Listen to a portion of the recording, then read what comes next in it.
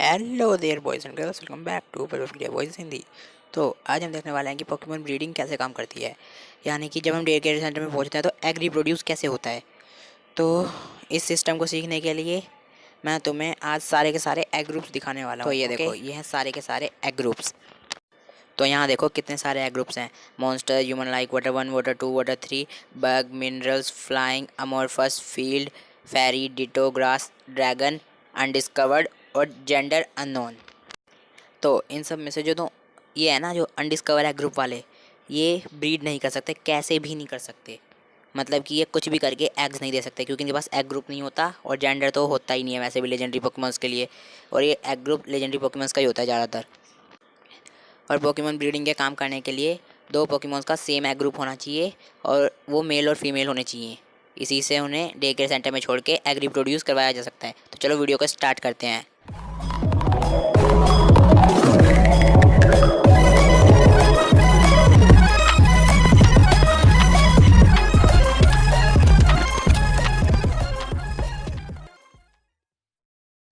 तो ब्रीडिंग किस तरह से काम करती है ये देखो। जो ये सबसे ऊपर है ये है डिटो ब्रीडिंग। अगर हम एक टायरानीटार को एक डिटो के साथ डे केयर सेंटर में छोड़ेंगे तो डिटो उसका एग ग्रुप कॉपी कर लेगा, इसलिए डिटो एग ग्रुप सिर्फ डिटो के पास ही होता है।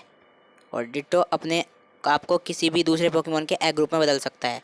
तो इसलिए इन दोनों का बच्चा एक नॉर्मल लार्विटार ही होगा। तो इसके बाद है सेम स्पीशीज़ ब्रीडिंग। इसमें दो पोकेमॉन जो बिल्कुल एक जैसे हैं, बस एक मेल और फीमेल, उनका बच्चा उनकी फर्स्ट स्टेज जैसा होगा। जैसे कि दो चैंडेल्यूर का बच्चा हुआ एक लिटविक, समझ गए।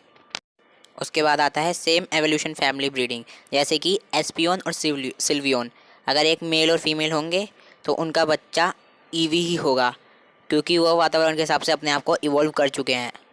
पर उनका जो बच्चा होगा वो पहले जैसा ही होगा। और ये लास्ट है सेम एग ग्रुप ब्रीडिंग। इसमें देखो एक ओब्स्टागोन एक पैंगोरो, उनका बच्चा पैंचम हुआ, क्योंकि माँ जो थी फीमेल के हिसाब से रिएक्ट करता। देखो पैंगोरो फीमेल था तो उनका बच्चा पैंचम हुआ। ऐसे ही काम करती है पोकेमॉन ब्रीडिंग, समझ गए। तो चलो थोड़े और देखते हैं। तो उसके बाद आती है अनडिस्कवर एग ग्रुप वाले ब्रीडिंग। इनके पास एग ग्रुप ही नहीं है, उनका प्रोडक्शन कुछ होगी, इसलिए देखो ड्रैकोजोल्ट और आर्क्टोजोल्ट का कोई बच्चा नहीं हुआ। यहाँ पे लिखा है नॉन। और इसके नीचे देखो, अगर दो अलग अलग एग ग्रुप के पोकेमोन ब्रीडिंग करेंगे तो उनका ऐसा नतीजा होगा।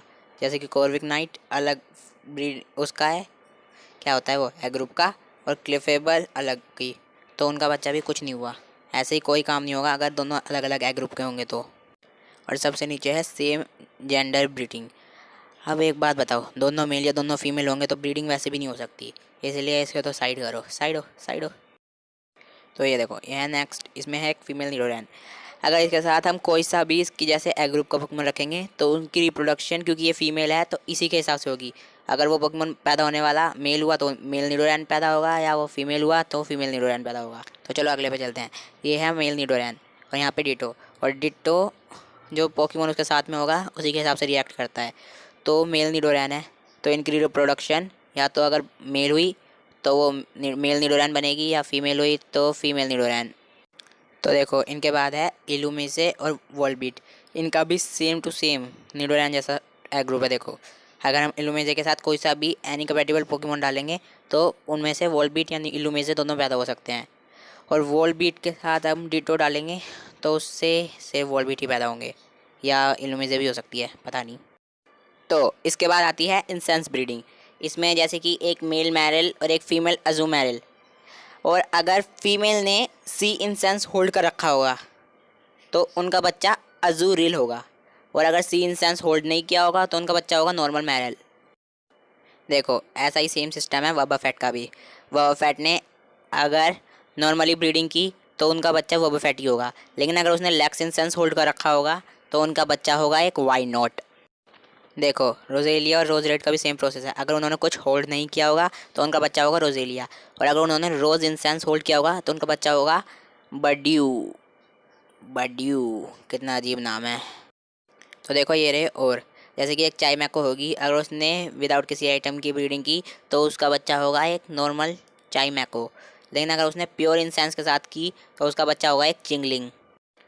देखो ऐसा ही सेम सिस्टम है सूडोवुडो का भी। अगर उसने नॉर्मली ब्रीडिंग की तो उनका बच्चा होगा एक नॉर्मल सूडोवुडो, लेकिन अगर रॉक इंसेंस ले रखा होगा उसने तो उसका बच्चा होगा एक बॉन्सलाए। इसके बाद है मिस्टर माइम की ब्रीडिंग। तो देखो मिस्टर माइम जो भी हैं ये दोनों मिस्टर माइम और मिस्टर राइम। अगर ये नॉर्मल ब्रीडिंग करेंगे तो वो जिस रीजन में होंगे उस रीजन का मिस्टर माइम पैदा हो जाएगा, और अगर इन्होंने ओड इंसेंस होल्ड कर रखा होगा तो माइम जूनियर पैदा होगा, और फिर वो मिमिक अटैक सीख कर मिस्टर माइम भी बन जाएगा।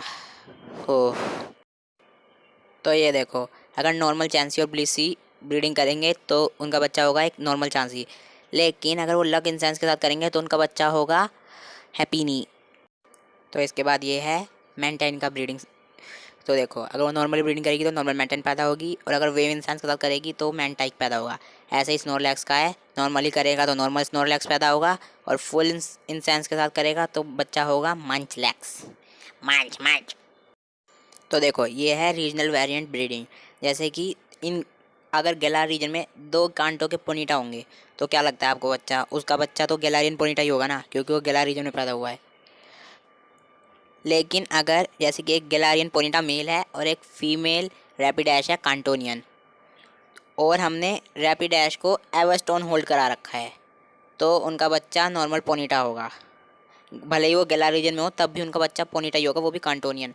मतलब कि पेरेंट्स में जिसने एवरस्टोन होल्ड किया होगा, पोकेमोन का बच्चा अगर दूसरे रीजन में भी हो तो उसी के जैसा होगा। समझ गए?